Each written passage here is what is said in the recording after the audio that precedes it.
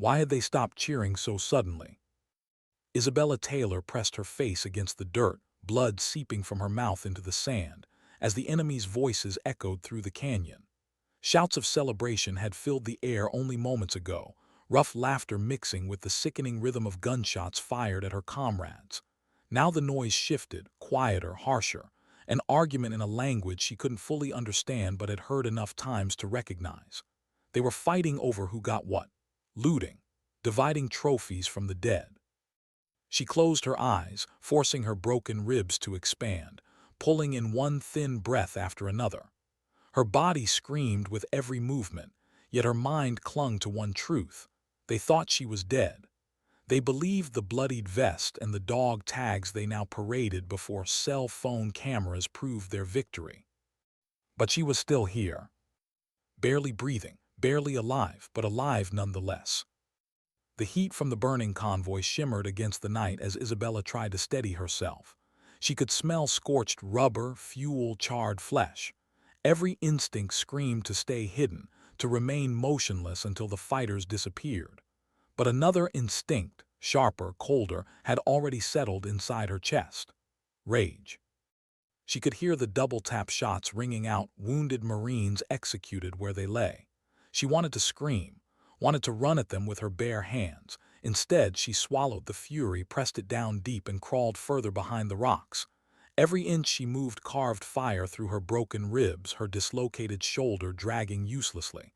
But she moved, inch by inch, because movement meant survival, and survival meant vengeance. One fighter passed so close she could hear the sand crunch under his boots, hear his breathing. He lifted her vest in the air, shouting to his comrades, and she forced her body not to tremble, not to flinch, not to betray the life still beating weakly inside her chest. They walked away, all 14 of them, celebrating, triumphant, and certain she was gone.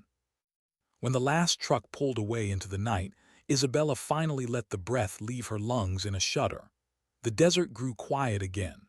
Smoke curled upward into the dark sky. 7 Marines, her team, lay scattered among the wreckage, their bodies broken, their weapons stolen. She tried to rise and nearly blacked out. Pain threatened to crush her. She tasted blood in her mouth and felt the world tilting dangerously around her. But something kept her moving, something more than training. A promise she hadn't yet spoken aloud. Her crawl back to the twisted remains of the convoy felt endless. Her hands shook as she pulled herself over shattered armor plating, her boots dragging across scorched ground. She scavenged, rifle, magazines, a knife, a radio that sparked faintly with broken life. And then she found him. Captain Rodriguez. Pinned beneath what was left of an overturned vehicle, blood soaking through his uniform. His chest rose and fell in ragged bursts, but his eyes still held clarity. Taylor, his voice cracked, the syllables barely more than breath. Thought you were gone, saw them take your tags. She pressed her hands against the shrapnel wounds across his torso, desperate to stop the bleeding. I'm here, Captain. Stay still. I've got you. He coughed, blood spilling across his lips. They're coming back. His grip closed around her wrist with surprising force. Nightfall, they'll make sure, collect weapons, confirm the kill.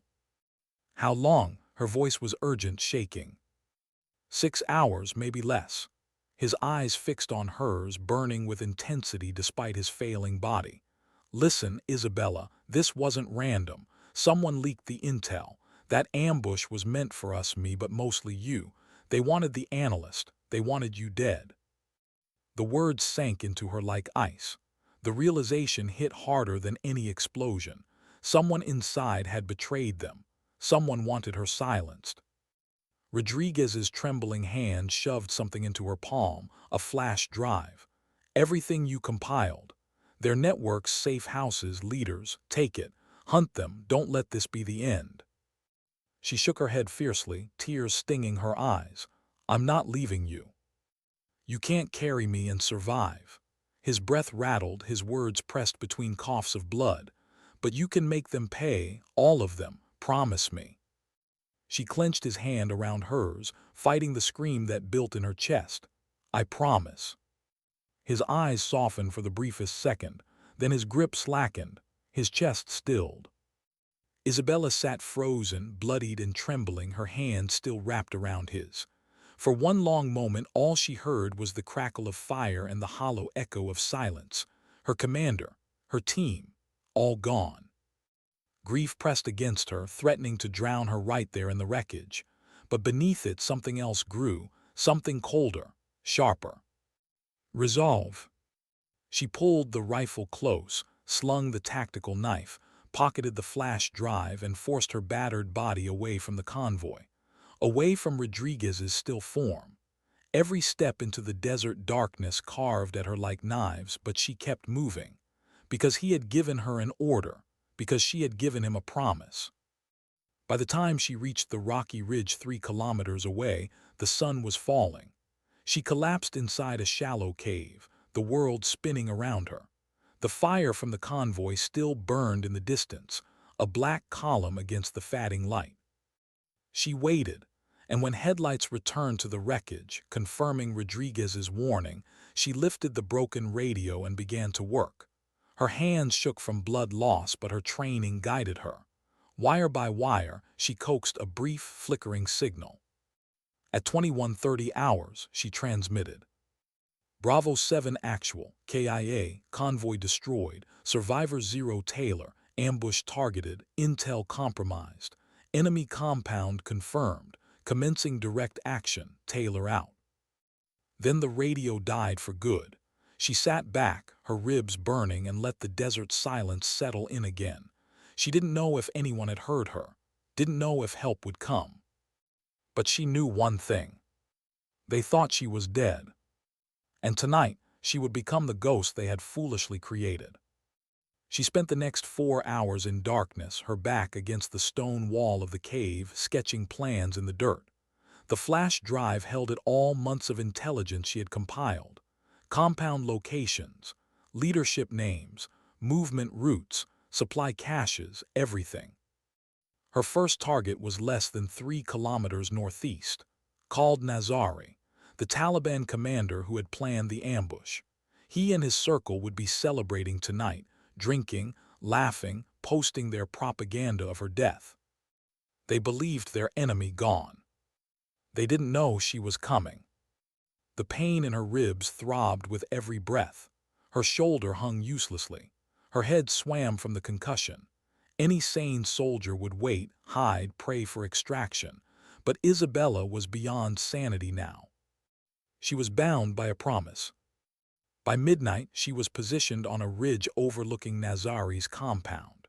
Through the green tint of night vision, she studied the mud walls, the vehicles parked carelessly outside, the undisciplined guards leaning on rifles. She counted 6 rotating watchmen, their weapons slung lazily, their eyes more on conversation than on the darkness beyond. It would be easy, part of her whispered, too easy. She almost wanted them sharper, more alert, so she could carve her fury against a worthy defense. But she forced the thought aside. This wasn't about fairness. This was about Rodriguez, about 7 names already etched into her memory like stone. She raised her rifle, her breath steady despite the pain.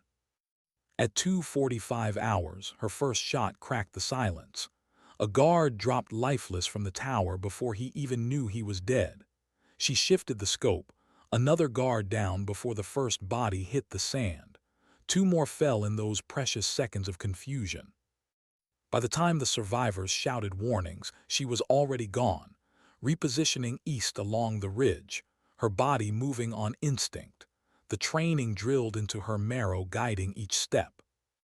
When fighters tried to flank, she cut them down as they spilled through the rear gate.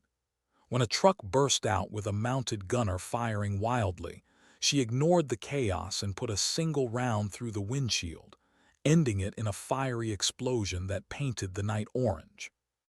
The compound erupted in panic, shouts, scrambling boots, shadows darting through flame and smoke.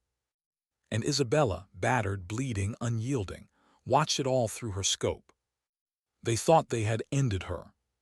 But she was just beginning.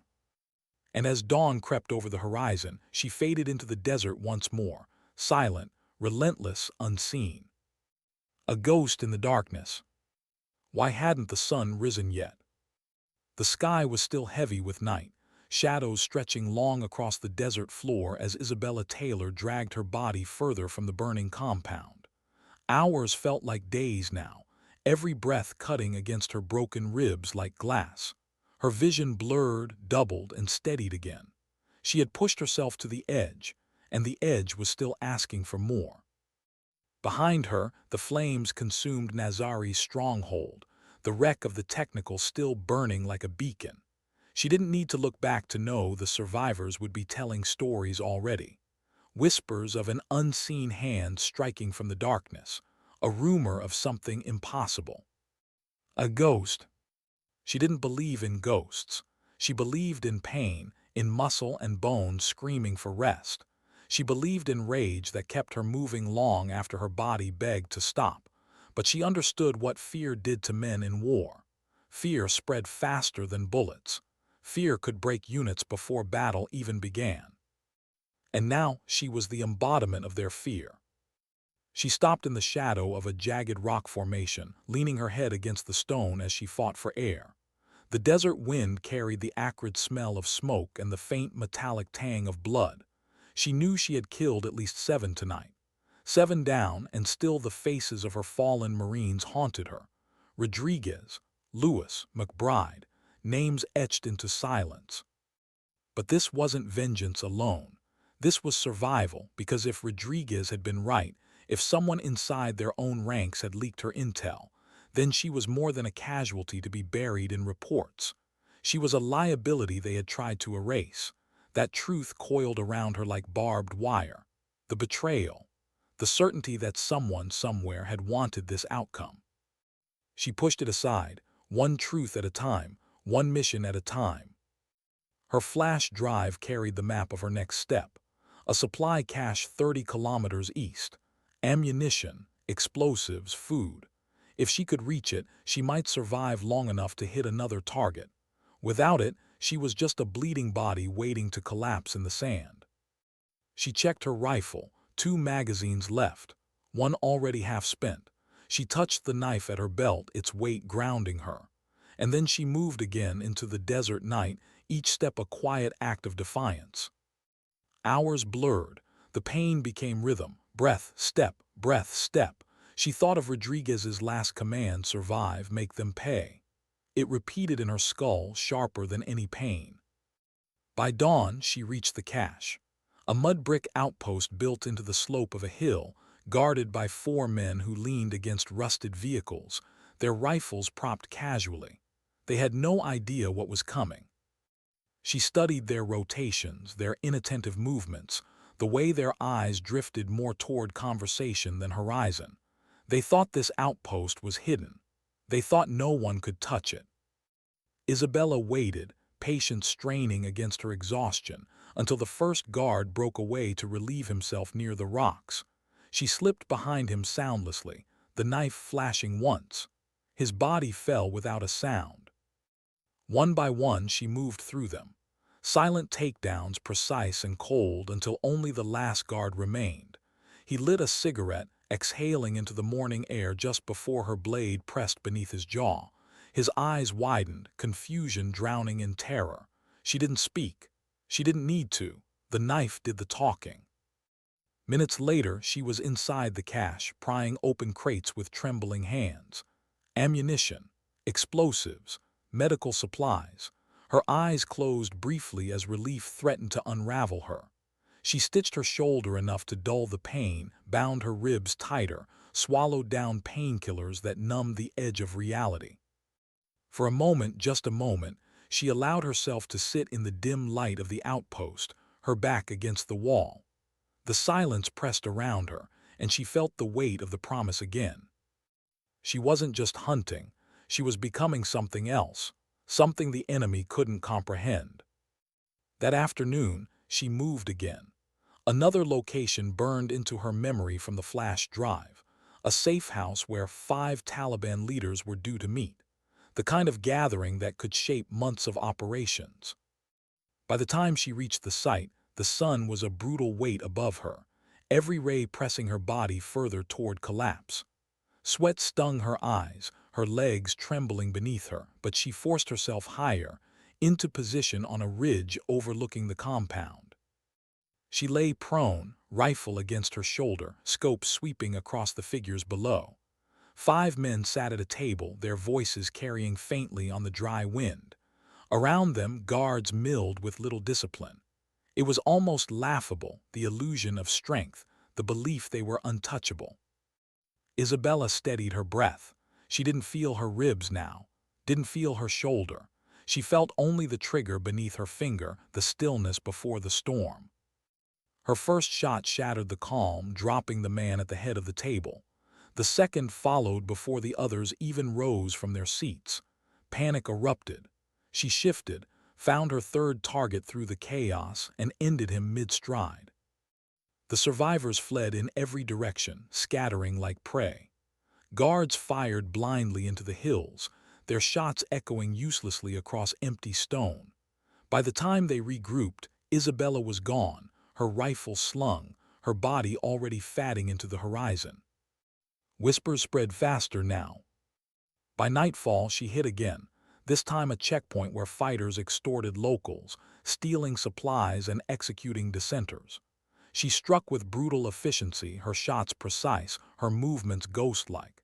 In less than 10 minutes, 6 fighters lay dead, 2 vehicles in flames. And again, she vanished before they could react. Every attack carried the same signature: invisible, surgical, relentless. By the third night, Isabella was more rumor than woman. An American sniper, a specter from the ambush, a ghost who had crawled from the wreckage to claim revenge. But rumors couldn't stop her bleeding, couldn't mend broken ribs or erase the pounding headaches that blurred her vision.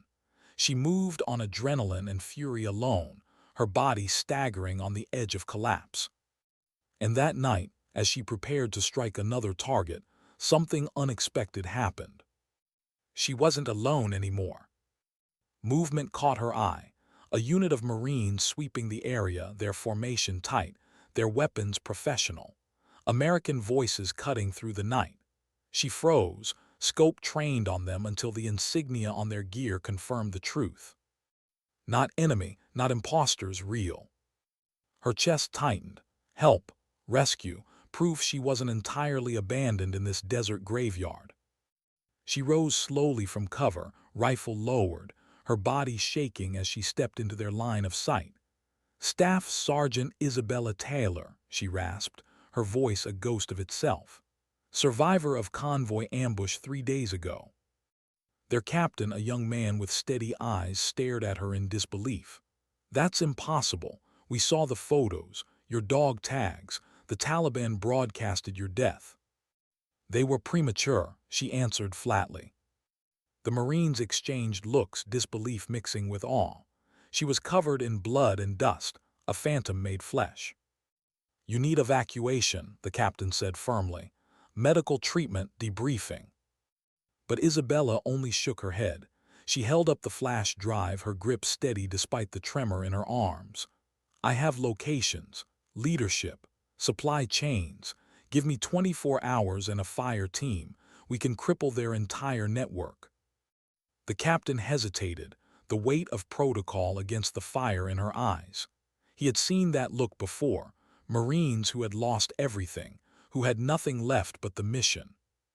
And in that silence, Isabella knew she was no longer fighting only for herself. She was fighting for them all. Why did the night feel so much colder when your people showed up? Isabella watched them from the ridge, helmets ghostly in the dim light, rifles cradled like promises. The Marine patrol moved with a tight, practiced economy, boots soft against sand, breath measured. Their leader, Captain Williams, had the same steady hands she'd glimpsed once before as he argued with command on her behalf. Tonight those hands held magazines, grenades, and a willingness that matched her own. She didn't relax. Relief was a dangerous thing in war. It softened the edges that kept you alive. Her chest still ached with each breath. Each inhale felt like a bargaining with bone. Her vision bobbed at the edges, a haloed blur from the concussion. But the flash drive in her pocket was heavy with purpose. 7 names weighed on her like a ledger. They lowered themselves beside her without question. No fanfare. No orders to interrogate the strange, bloodied woman on the ridge. William's eyes searched her face, cataloged injuries, then fixed on the drive when she pulled it free. "Coordinates?" he asked. She gave them. She didn't explain the way map lines twisted into a net of implications. Who met who supplied whom, which routes converged to a single spine of command. She gave him the facts, wrapped in the kind of cold clarity that had been her refuge for years. Fury had done its work. Now analysis took the wheel. They moved at dusk. Isabella rode in the last vehicle, silent, watching the landscape slide by. In the back of her mind, a small, rational part whispered about orders, legality, consequences. She shoved it down. Rodriguez's words echoed like thunder: survive, make them pay. That promise didn't require signatures. The plan was surgical. Trap Nazari on the road he'd used to escape his mountain fallback. Isabella's thinking turned the landscape into a game board: bottle the convoy in the canyon, force the lead vehicle to stop, funnel them into crossfire. The Marines would block the exits. She would pick the lead. It was elegant in its simplicity and dangerous in its faith. They reached the canyon under a ragged sky. Sand lip curled in the headlights like licked bone. William split his men, 2 teams bounding to choke points, one setting up a blocking position on the far ridge, radios whispering. Isabella climbed her perch alone, rifle steady, breath forced into a rhythm that ignored the scream of broken ribs. Night vision painted the valley in eerie greens. Isabella's world narrowed to crosshairs and throat beats. The radio crackled movement, 3 headlights low and fast, Nazari's convoy, a dozen fighters, men who celebrated death as if it were fertilizer. The sight of them lit a small, terrible fire in Isabella's chest. She focused it into the work. The first shot was surgical, the bullet through windshield like an accusation. The lead vehicle veered, slammed into the canyon wall, metal groaning in slow agony. Tires shredded. Men tumbled, some bled out in dark angles. The chaos was instantaneous: shouts, engines stalling, flashlights swinging like prayer beads. Then the canyon sang with disciplined violence. Marines rose up from the shadows, cutting off egress, their fire measured and effective. Isabella's second and third shots found fighters trying to regroup at the back of the wreck. The world shrank into sights, breath, and the physics of pressure. Nazari attempted to move. He crawled from the wreck, clutching something, scrambling behind a battered wheel. Isabella settled the crosshair on a profile she'd seen in photos, the way his chin jutted, the scar by his ear. She thought of Rodriguez reciting names at the medbay, the snapshots that had made a funeral of their evening. Her finger tightened. The sound of an explosion, an engine ignited, and ammo can hit, through the canyon into a harsh, flickering light. Men ducked, screamed, fired. The Marines advanced, bounding between rock and shadow with the stubbornness of a trained unit. For a few minutes it felt like a war film cut at the knees, up close, messy, real. Bodies moved in tangle and staccato. The smell of smoke folded into the ozone of gunfire. When it ended, 3 minutes or 30, the canyon was a quiet that tasted like iron. The Marines pulled Nazari free from under a collapsed frame. He was dirty, bleeding, shocked but alive. They cuffed him, bound his hands, read the rites in a language that felt academic in the face of dust and death. Williams walked to Isabella, his face a map of fatigue and something like respect. "You did it," he said. There was no cheer in his voice, only the sober accounting of a thing that had to be done. She looked at him and felt something she hadn't expected. Not triumph, not relief, but a vacancy. The hunt had fixed itself in her like a knot, and now the knot had been loosed. What came after the kill? Papers, decorations, grief. Was it worth it? She said instead of anything noble. The question surprised them both. William's jaw tightened. "For them," he said. "For Rodriguez, for the convoy." He kept his voice small. For the men on those rocks. He didn't add, for the chief of staff who would prefer neat policy to messy justice, for commanding officers whose careers moved in the shadow of risk. Isabella didn't have the diplomatic language for the truth. She had the simple currency of promises kept. He planned their deaths, she said. He asked for them. They rigged the scene, cataloged bodies, radioed for medevac and evidence teams. Isabella sat on a rock, day bleeding into orange, and let herself be cataloged by the others.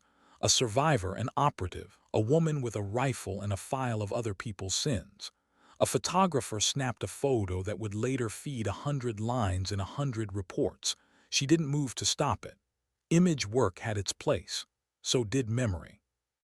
In the aftermath, as helicopters thumped like mechanical hearts and the sky filled with the clamor of extraction, a different weight settled over her, the legal calculus. Williams had made a decision that would follow him through briefings and reprimands. He had chosen to back her gamble. That loyalty carried a cost. At base, the elevator of protocol climbed painfully. First to the command tent, then to bodies in chairs, stern faces that tried to look inscrutable and failed. Senior officers asked questions about authority, about the propriety of unsanctioned strikes. Notes were taken. Phones were tapped. The machine of bureaucracy smelled faintly of formaldehyde. Isabella answered simply, the truth sifting out in short sentences. She described the ambush, the flash drive, the photos, Rodriguez's last words. She didn't embellish. Her voice was a thin strip of sound under interrogation lights. At one point, a colonel folded his hands and asked, "Did you anticipate collateral damage?"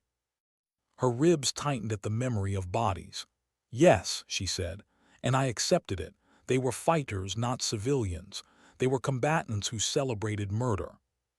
There was a silence designed to stretch into judgment. She watched faces flicker with the kinds of calculations that kill the soul of quick justice. Policy, optics, the risk to careers. She watched them try to place her into a tidy box: rogue operator, courageous survivor, potential asset. None fit neatly. "You disobeyed direct orders," the colonel said. "You conducted unauthorized direct action." "Yes, sir." The admission felt like dropping a stone into deep water. It made ripples. It made people uncomfortable. Why? It was the question that sat between them like a judge. "For Rodriguez," she said. "For my team. Because you asked me to survive. Because the enemy celebrated our deaths." Her voice was raw. Because no one else was coming. They sat with that. Men who had spent their lives declaiming about the cost of war now had to reconcile it. They shuffled papers. They spoke in hypotheticals about precedents. Then the colonel leaned forward, and for a moment Isabella thought the room would split open with indictment. Instead, he said something that trapped her. "You showed initiative under duress. You used intelligence in a way that saved lives and neutralized a high-value target. Our legal counsel will review. There will be hearings. Be honest with the investigators." The words were neither punishment nor reward. They were a holding pattern. She left the tent hollowed and more human than when she'd come in. She had closed the loop of revenge. She had not closed the loop of consequence. That night in the sparse medical tent, they yanked a splintered piece of metal from her shoulder. Pain bloomed, hot and unfiltered, and she bit down on a medical band to stop herself from screaming into the night. A medic pressed gauze to her ribs. He was young, his eyes too round for a man who'd seen much death, and he handled her with a tenderness that was nearly offensive in its softness. "Why did you do it?" he asked softly, not in accusation but in trying to make an anatomy of her decision. She thought of Rodriguez's hand pressing the flash drive into hers. She thought of the photos the enemy had taken, of the way they'd held her dog tags aloft like a trophy. She thought of the double-tap shots and the hollow place where laughter should have been. She thought of all the men who had canted their heads toward death without a question. "For them," she said, "because someone thought my life was expendable." He nodded as if that explained everything, and perhaps it did. The medic left, and Isabella stared at the ceiling of the tent until sleep took her in chunks. In dreams, she ran through the canyon again and again, always one step behind the violence, always catching it just long enough to see the faces. Morning came with paperwork and photographers and the quiet hum of command.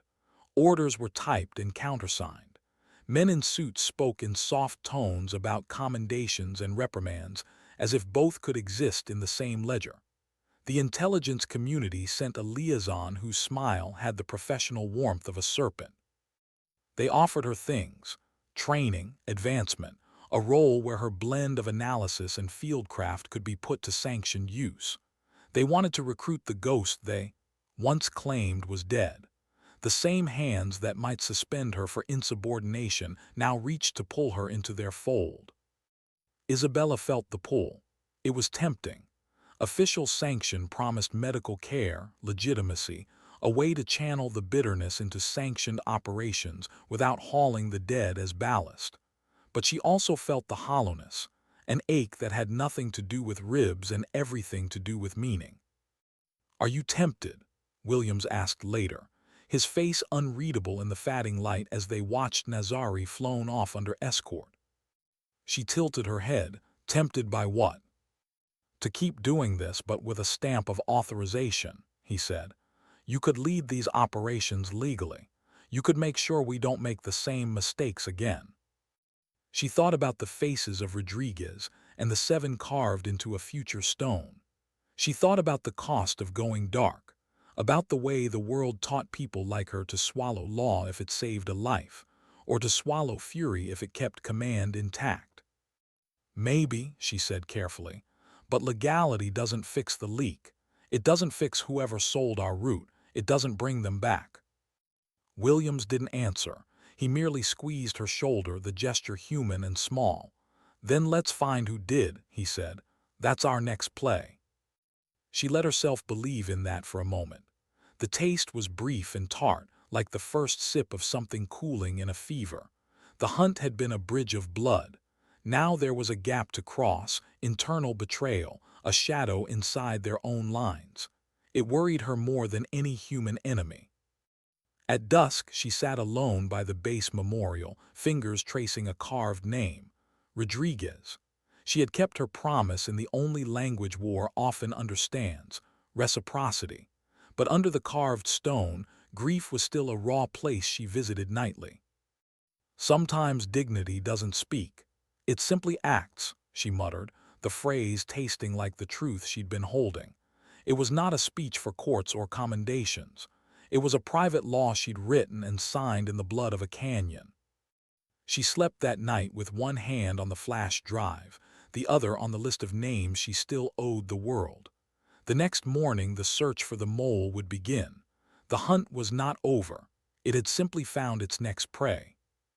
And somewhere, in a small room with bright lights and boxes of files, someone would have to explain why 7 soldiers died because someone had sold them out. Why did the file drawer tremble when she opened it?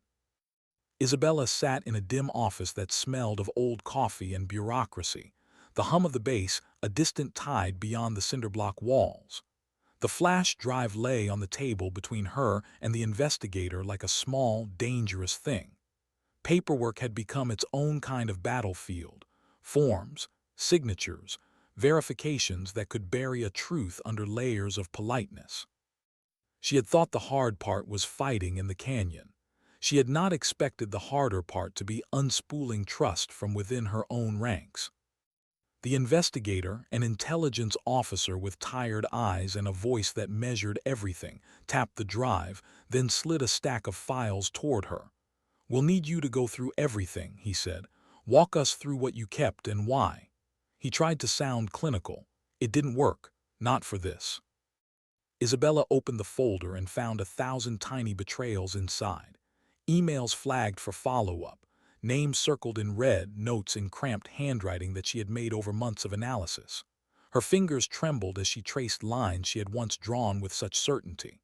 The flash of memory hit her. Rodriguez laughing about a breakfast burrito, a radio crackle in the rain, the slow breath of a man who trusted her enough to die asking her to live. The tenderness pinched something raw. She began to speak, and as she did, the room shrank to the size of the table. She outlined routes, drop points, payroll flows, anything that could have led to their convoy's exposure.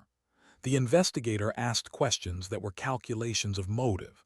Who had access, who had the most to gain from the leak, who had been unaccounted for the night before. Isabella answered each one, her voice even but her eyes like flint. Outside, the base moved like a machine pursuing its own ribs. Marines trained, trucks loaded supplies. The world moved forward on a centrifugal routine that refused to pause for grief. Inside the small, air-conditioned room, the scent of bleach and paper seemed obscene. Nothing in that smell matched the canyon's blood and sand. Suspects emerged like guano from caves, names she had never expected. A logistics sergeant who'd shown up late on convoy manifest reviews. A contractor who'd been seen near the operations center with a phone out in the dead hours. Small things, almost trivial. But that's where betrayal often hides. In the trivial, the mundane, the human habit of leaving doors unlocked. She was asked to review camera logs, to sit through hours of footage where everything looked like normalcy until, in a single frame, it did not. A man in a baseball cap tucked his head under a tarp near the secure comms trailer. A contractor lingered too long at a supply manifest terminal. The camera captured the tilt of shoulders, the nervous glance, the tiny gestures that betray premeditation. Isabella felt something like nausea when the investigator mentioned the name of one person she had trusted, a junior analyst who'd worked late nights with her, who'd laughed at the same bad jokes, who'd once shared a cigarette behind the generator. She remembered the shape of his hands when they'd rifled through reports together, the quiet competence that had made her think him reliable. To see his face on a screen, fingers darting across a keyboard while his badge logged a late access entry, pulled the threads of something private. She refused to let grief make her cruel. She demanded proof. Objectivity kept her from making accusations that would ruin lives if they were wrong. But the evidence stacked like a dam. The more she looked, the more the leak became a waterline she could trace. At night in the barracks, she dreamed of lists, names like tally marks. She woke with the taste of metal and sand behind her teeth. The memorial's shadow crept into her thoughts at odd hours, a stone anchor she couldn't lift. The men she had lost were not abstract numbers. They had jokes and rhythms, and the way Lewis clicked his pen when nervous. To find who had traded those rhythms for a quick cash-out felt like cutting at the very heart of loyalty. Rumors spread. In war, rumor is a feral thing that feeds on silence. Men speculated in mess halls and at morning formations. Some said it was simple greed. The contractor sold routes to fund an addiction. Others whispered darker motives, ideologues, sympathizers, double agents. And in the middle of it, Isabella watched quiet faces for the smallest twitch. The chain of custody around the flash drive became a new battlefield. Each hand that touched it added fingerprints, added complication. Every interview peeled back a layer of self-preservation and revealed the ways people made moral compromises under pressure. "I was tired," one man said, voice small. "We all were," another shrugged. "It's not my job to check everybody." Those banalities were the soft dirt in which betrayal seeds grow. Then came the meeting with the contractor who oversaw the convoy manifests. He was lean and quick, the kind of man whose jaw never seemed to relax. He smiled in a way that showed teeth but not warmth. "We run a lot of manifests," he said. "Mistakes happen." He'd been seen near the route logs, but mistakes had a way of looking like carelessness until you peeled them open and found intent. Isabella watched him and felt a hollowing in her chest. It wasn't hatred, at least not yet. It was a realization that human systems operated on fragile bones, trust, routine, habit. Kill one bone and the structure leans. Kill another and the whole thing can collapse. As the days unfurled, her attacks on enemy targets slowed, not out of fatigue, though fatigue sat on her like a wet blanket, but because the hunt had split in two directions. There were external enemies to punish and an internal enemy to root out. Both needed time and both demanded the same thing, her attention.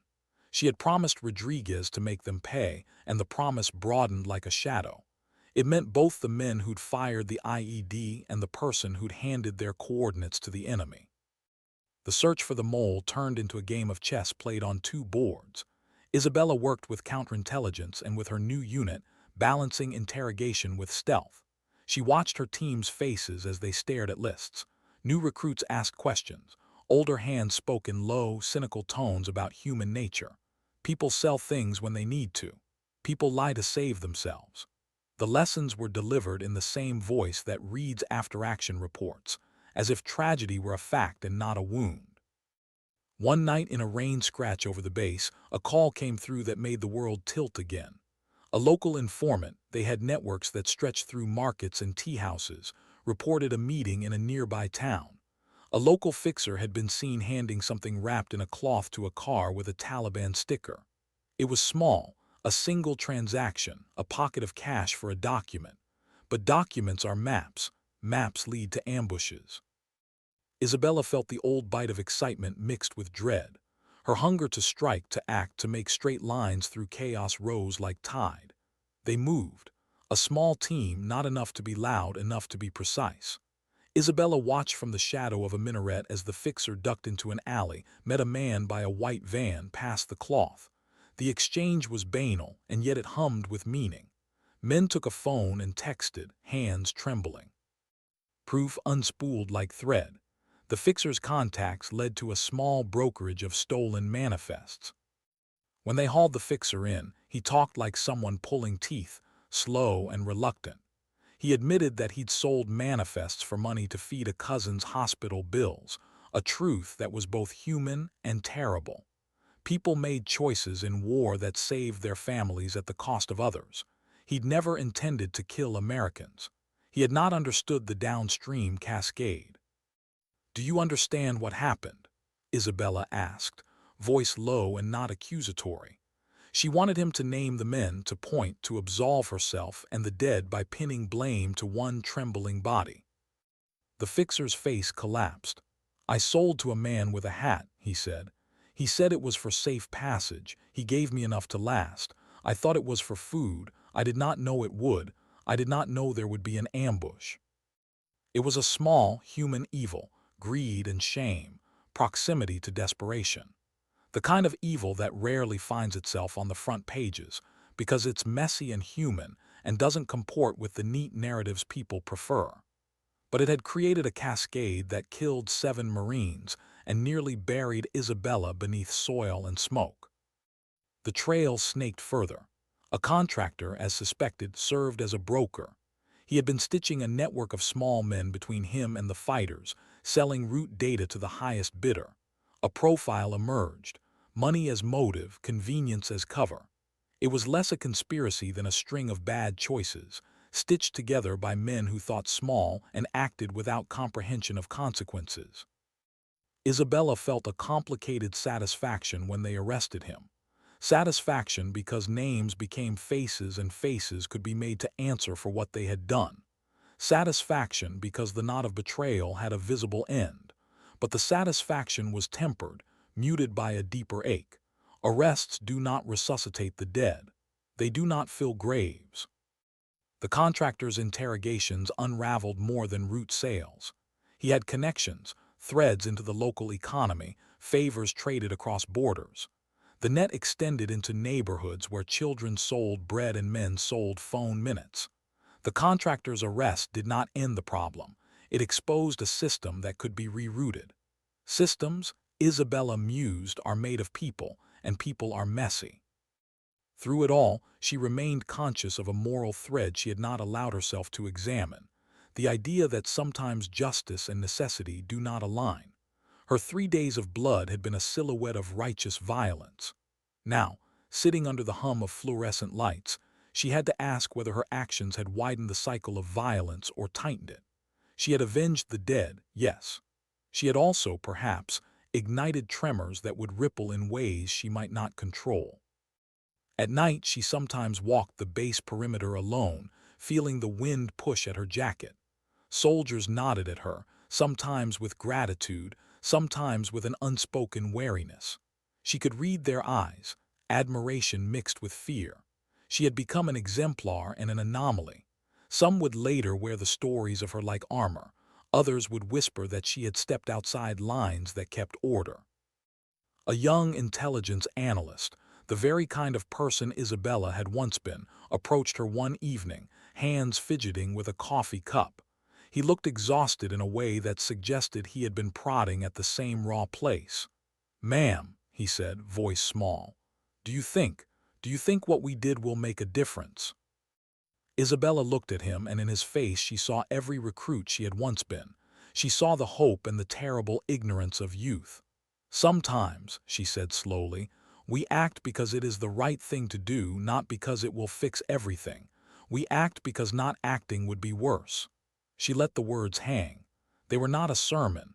They were a patch for a wound. The arrest made news in brief flashes on the base's internal channels. A contractor captured, documents seized, a small victory in a vast expanse of warfare. For a moment the world felt lighter, as if a single stone had been pried from an ankle. But the larger lesson remained. Safeguarding lives required more than isolated arrests. It required systemic change, vigilance, the willingness to make people accountable for the small corruptions that scale into disaster. As dusk closed over the base, Isabella stood again before the memorial, fingers tracing names like a litany. Rodriguez's name felt warm under her fingertips, an odd sensation that made her laugh once, short and surprised. The hunt had delivered a casualty to justice, but it had also delivered a more complicated truth, that war devours shades of morality and leaves survivors to sort through the ashes. She slid the flash drive back into her pocket and felt its weight, a pocket-sized ledger of sins and salvations. The mole had been unmasked, but the system remained porous. She had won a battle. The war of bureaucracy, of human failing and petty greed continued. She had kept a promise. She had also learned something harder, that promises do not always translate into peace. A new lead would surface tomorrow or the next day. A different set of men would be found trying to sell secrets for a bus fare or a favor. The work, she understood now, would not end. It simply evolved. And in the shadow of the memorial, under a sky that had learned how to be cruel and indifferent to grief, Isabella tapped the edge of Rodriguez's name and whispered the same private law she had carried since the canyon. Sometimes dignity doesn't speak. It simply acts. The wind took the words and carried them across the base. And somewhere, a man who'd traded lives for money would wake behind bars, dreaming of the desert, of fire, and of the ghost who returned to collect what had been stolen from the soil. Why did the canyon feel louder in silence than in gunfire? Isabella crouched at the edge of the ridge, the desert night spread below her in shades of gray and green through her night vision. The firefight was over. The mole had been taken. The paperwork, the interrogations, the endless language of bureaucracy had been logged and filed away. But war didn't end with signatures. Not for her. She stared at the horizon, watching faint lights flicker where a village huddled against the dust. She thought of the fixer, of the trembling confession of the contractor who had shrugged and claimed he hadn't understood. The excuses echoed in her head. How many times in history had betrayal come wrapped in soft words like that? "I didn't know. I didn't mean to." The cost was always measured in blood and always paid by someone else. Her ribs still hurt. Her shoulder ached in ways that told her bones were knitting wrong. She should have been in a hospital. Instead, she had chosen to be here, chosen to remain in the dark, with the ghosts of 7 Marines pressing their hands against her back, urging her forward. Captain Williams approached quietly, boots crunching softly on stone. He carried no clipboard, no file. Just his rifle slung low, his face drawn with the same exhaustion she carried in her bones. "Orders came down," he said. "Command wants you on the next bird. Medevac, debriefing at HQ. After that, decisions." She didn't move. Her eyes stayed on the lights in the valley. Decisions about what? "Whether they commend you or court-martial you," he admitted. "Whether they turn you into an example or into a weapon." Isabella let the words linger. The desert wind carried them away like sand. She thought of Rodriguez, of the flash drive pressed into her hand, of the order he'd given her: survive, make them pay. He hadn't mentioned paperwork. He hadn't mentioned politics, just survival, just justice. "Do you want to leave?" Williams asked softly. She finally turned to him. Her voice was rough, stripped of pretense. "I want to finish what I started." His jaw flexed. He didn't argue. He just nodded once, like a man who understood what couldn't be put into official language. 2 nights later, they moved again. Not against a high-value target. Not for a photo op. Against a convoy smuggling explosives through mountain passes, meant for an attack on a civilian market. Isabella had found the pattern in intercepted chatter, subtle, coded, but there. A whisper of danger that would become a roar if left unchecked. She insisted on going. Injuries be damned. Williams fought her, command forbade her, but in the end the Marines trusted her more than a memo typed in an office 1,000 miles away. The mountains loomed jagged and sharp, their shadows like teeth. The convoy rolled slowly through, 3 trucks loaded with supplies and armed men riding shotgun. Isabella lay prone on the ridge, scope steady, her breath timed to the roll of her heartbeat. Pain pressed against her ribs, but she pushed it aside.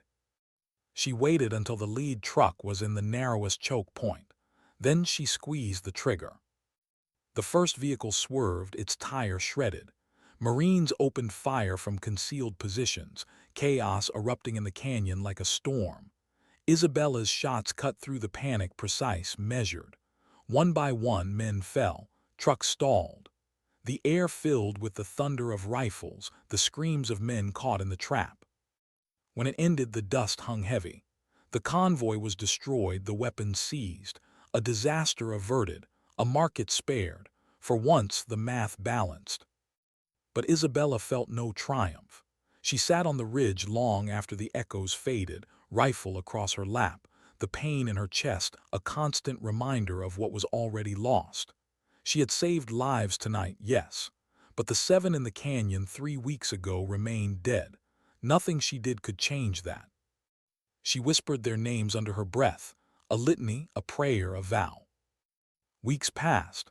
Her body healed slowly under the reluctant care of medics who shook their heads at her refusal to rest. Headquarters summoned her. Committees questioned her.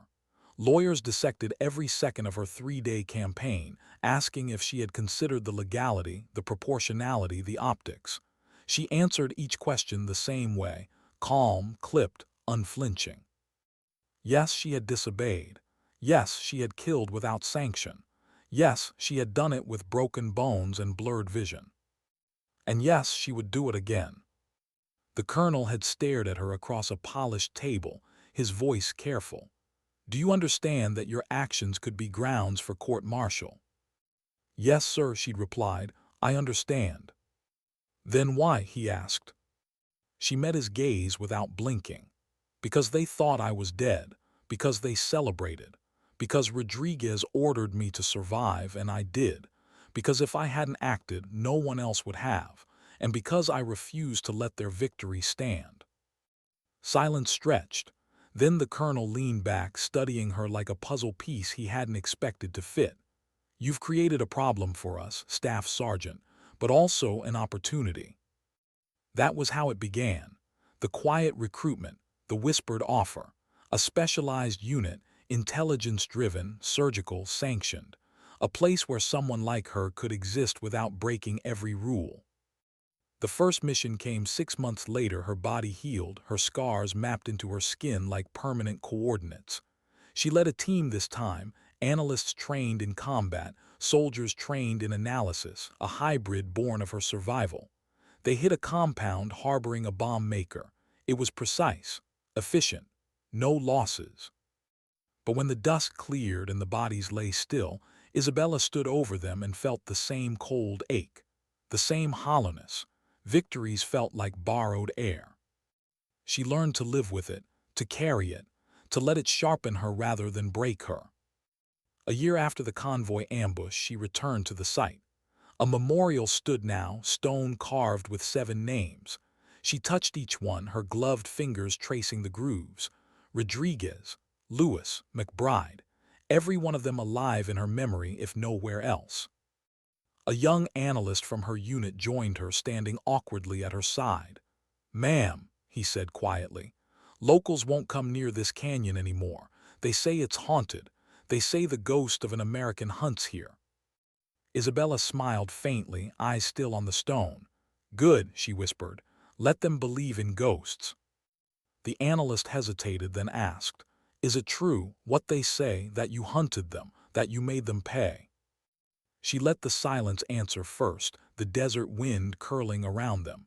Then she said softly, "They thought I was just another casualty. They were wrong." The analyst nodded, understanding more than his years should allow. And Isabella stood straighter, the weight of the rifle on her back a reminder, the flash drive in her pocket a promise still alive. She wasn't just a survivor, she was a reminder. A ghost that breathed. Why did the helicopter's blades sound more like judgment than rescue?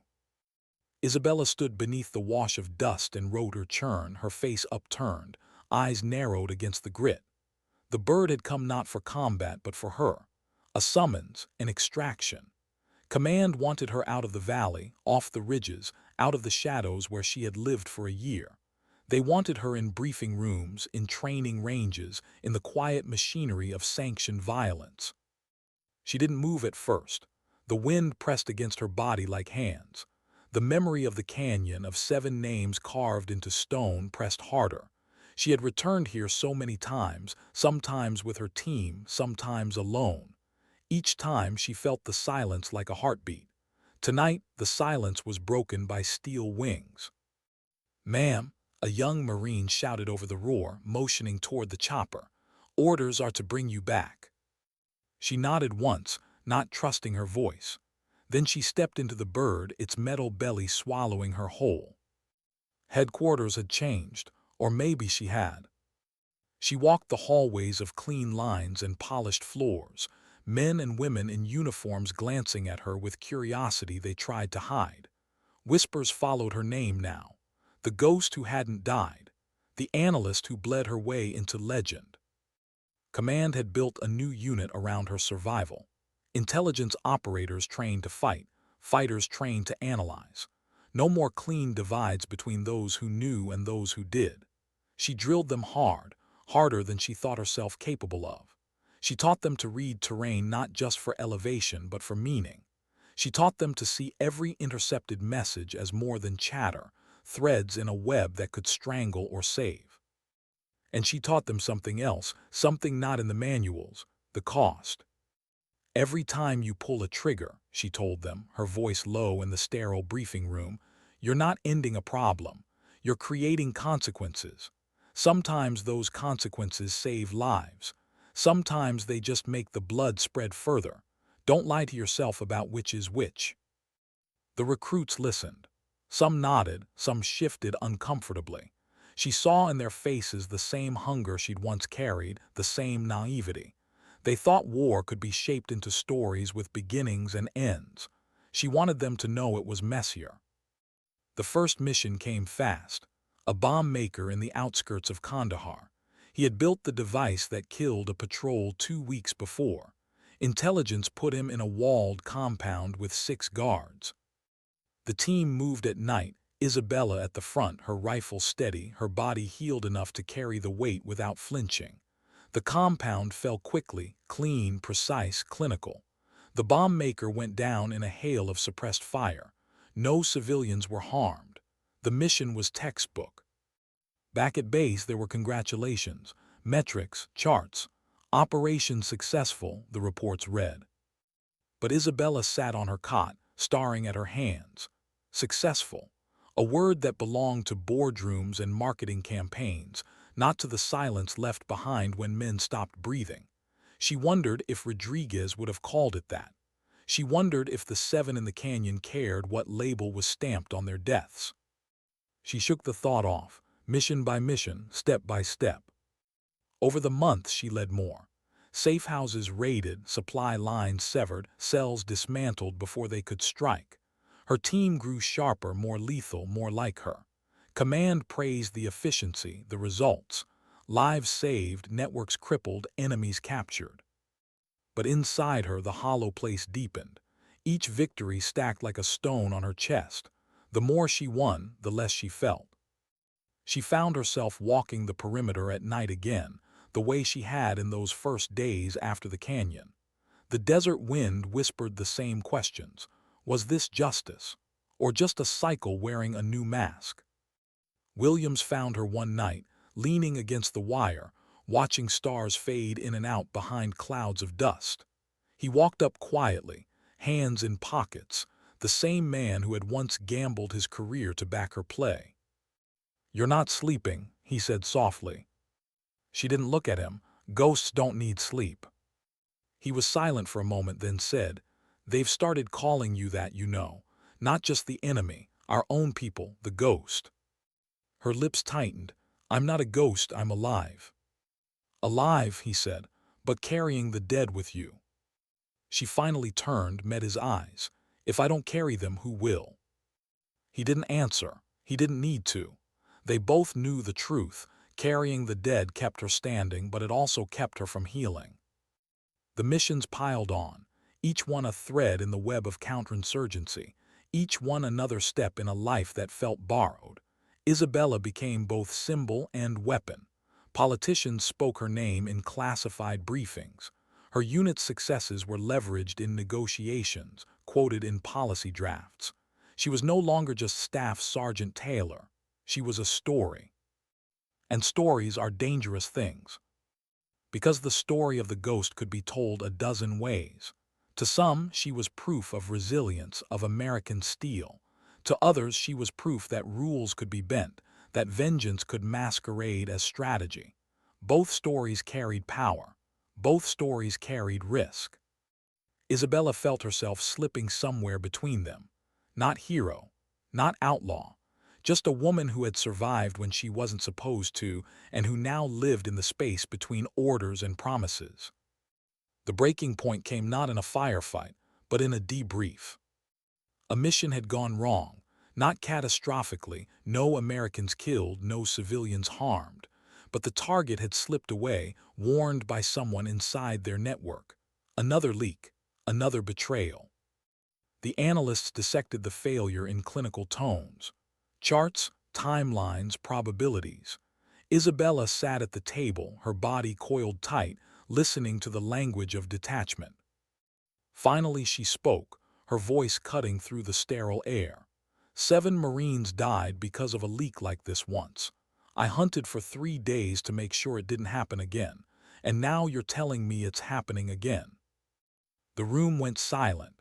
Faces turned toward her, some with sympathy, some with irritation, some with the cold indifference of people more concerned with process than with blood. The colonel cleared his throat. "Staff Sergeant, we understand your concerns, but this is the nature of counterintelligence. Networks adapt. We—" "No," she interrupted, her voice low and fierce. "This isn't networks adapting. This is us failing to clean our house." The silence thickened. She knew she had crossed a line. She didn't care. That night she walked alone to the memorial again. The names glowed faintly under the base lights, etched in permanence. She traced them, whispering the promise again. Survive, make them pay. But she added something new this time. Make sure it doesn't happen again. The desert wind took her words, carried them into the night. She stood there until dawn, a soldier who had become a ghost who refused to vanish. The next morning, orders came down. A new mission, a new leak to chase, another chance to prove the cycle could be broken. Isabella strapped on her gear. Her body ached, her scars pulled, her lungs burned with the memory of sand and fire. But she didn't hesitate. Because ghosts don't rest, not while promises remain unpaid. And Isabella Taylor was not done. Why did the desert road feel too familiar beneath the tires? Isabella sat in the back of the lead vehicle, her eyes fixed on the horizon, the hum of the engine vibrating through her bones. She hated convoys now. The rhythm of wheels over gravel, the staggered spacing of vehicles, the long vulnerability of steel coffins rolling through hostile country. Every bump in the road echoed that morning in the canyon. Every shadow on the ridgeline looked like the birth of another ambush. Her team was silent. They had learned from her silence, adopted it like a uniform. Men and women trained to read signals, to fight when needed, to think always. They carried themselves with the stillness of people who had seen things they wouldn't speak of. Captain Williams rode shotgun up front, his posture stiff, his eyes moving across terrain the way hers did. He knew this was dangerous. He also knew this mission mattered more than most. Their target wasn't just another bomb maker or safe house. It was the source of the new leaks, a compound suspected of harboring both Taliban commanders and a local informant who had traded U.S. routes for cash. It was the same pattern all over again, and Isabella couldn't let it stand. The convoy rounded a bend. Her breath tightened. She had memorized every detail of this route in the planning sessions. Still, the terrain looked like memory replayed. A canyon with ridges too close, shadows too deep, silence too heavy. Her fingers closed tighter around her rifle. It happened fast. The explosion tore through the second vehicle. The shockwave punched the convoy sideways, throwing men against armor, rattling the world into chaos. Dust filled the air, heat pressing against her skin.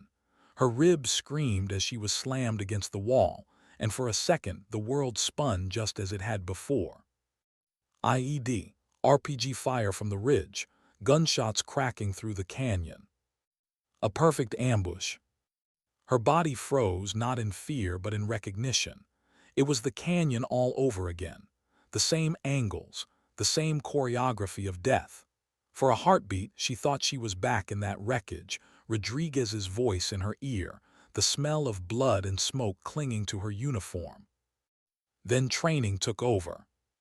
Contact left, suppression fire, Williams roared. The team reacted instantly, dismounting, returning fire, their weapons disciplined, controlled. No panic, no wasted shots. This wasn't a convoy of analysts anymore. This was her unit, her soldiers. But the ambush was brutal. Fighters poured fire from both ridges, RPGs streaking against the night, the canyon alive with thunder. The enemy knew this road. They had prepared. They wanted this. And deep inside, Isabella realized something cold. The leak hadn't just warned them. It had drawn them here. This was a trap. She crawled from the vehicle, lungs burning, rifle steady in her grip. Bullets tore into the dirt around her, spraying grit into her face. She rolled, sighted, fired. One fighter fell from the ridge. Then another. She didn't wait to confirm. She shifted, moved, fired again. Her team was pinned. The second vehicle burned, flames twisting into the night sky. Men shouted for cover, grenades arced across the canyon, the air filled with chaos. Isabella pushed forward, crawling to a better angle. Her shoulders screamed, her ribs ached, but she ignored it. Pain was background noise now. The only sound that mattered was the rhythm of her rifle, the heartbeat of vengeance. She reached a rock outcropping, braced herself, and began cutting down targets with the same cold precision she had carried in those first 3 days of blood. Fighters fell one after another, their silhouettes tumbling from ridges. Her fire thinned their assault, gave her team breathing space. Williams' voice cracked through comms. Taylor, flank right, cut their escape. She didn't hesitate. She moved, sprinting across open ground as tracers ripped the air.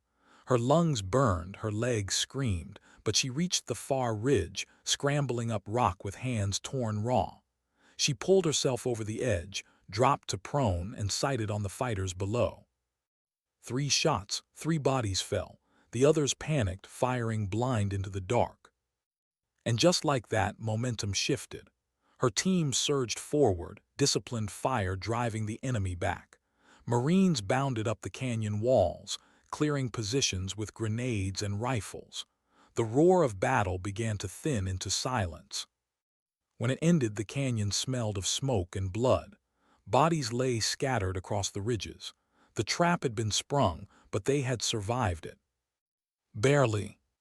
Williams found her sitting against the rocks, her rifle across her lap, blood dripping from a cut on her temple. Her chest heaved with exhaustion, her hands trembling faintly. "You okay?" he asked, voice low. She laughed once, bitter and soft. "Define okay." His eyes softened, but his jaw stayed tight. "They knew we'd be here. Someone fed them our movement again." Her lips pressed into a thin line. She already knew. The flash of recognition in the ambush, the too perfect timing, it had confirmed it. The mole they'd arrested months ago hadn't been the only one. The betrayal went deeper. "We're still bleeding from inside," she whispered. Williams nodded grimly. "Yeah, and now command can't ignore it." She tilted her head back against the rock, closing her eyes for a moment. "They wanted to bury me in the first ambush. Tonight they tried again, but I'm still here." Her voice was quiet, almost a vow. "I'll keep hunting, no matter how many times they try." Back at base, the ambush became another report. Losses tallied, vehicles destroyed, fighters eliminated. Command pored over numbers, debated protocol, whispered about security breaches. But Isabella didn't see numbers. She saw faces. Marines she had trained, bleeding in med bays.